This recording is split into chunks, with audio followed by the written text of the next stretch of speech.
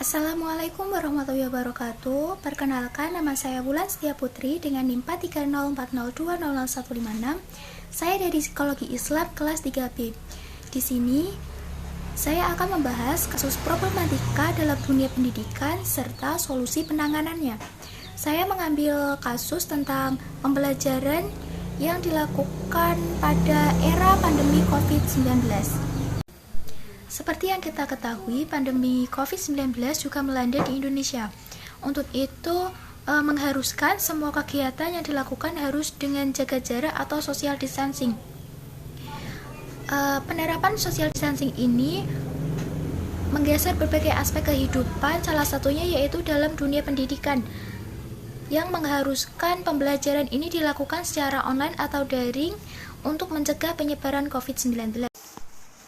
Pertama-tama saya akan membahas tentang problematika yang dihadapi oleh peserta didik.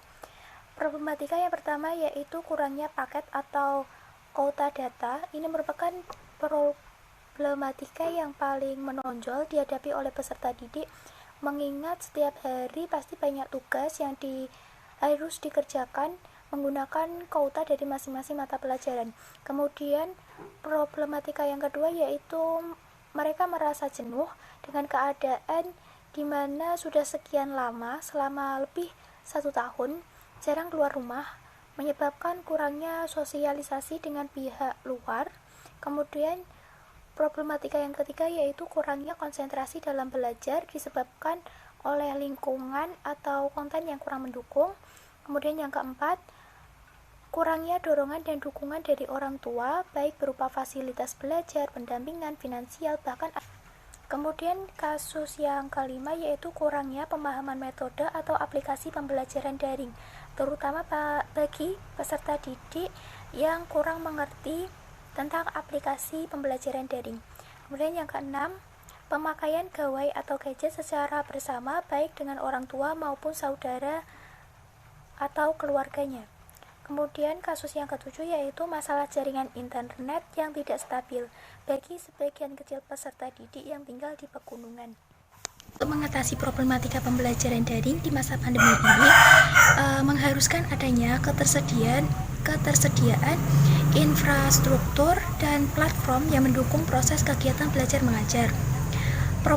Problematika ini tidak memiliki atau kurang paket data tentu sangat menghambat adanya pembelajaran, karena sebagai persyaratan adanya jaringan internet dan penentuan layanan proses pembelajaran, maka harus segera diatasi, mengingat masalah paket data ini merupakan problematika terbesar yang dialami peserta didik.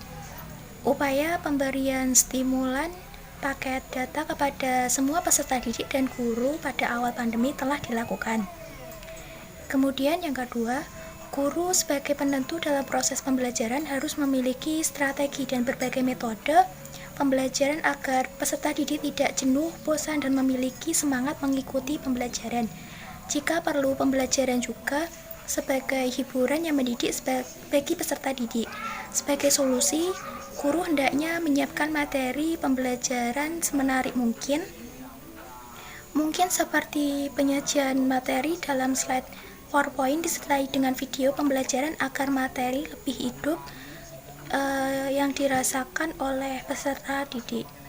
Kemudian tugas guru sendiri adalah membangkitkan semangat belajar kepada peserta didik ketika kurang semangat. Selanjutnya yang ketiga yaitu untuk mengatasi, guru perlu menciptakan kondisi sebelum dan saat pembelajaran agar peserta didik dapat fokus mengikuti pembelajaran.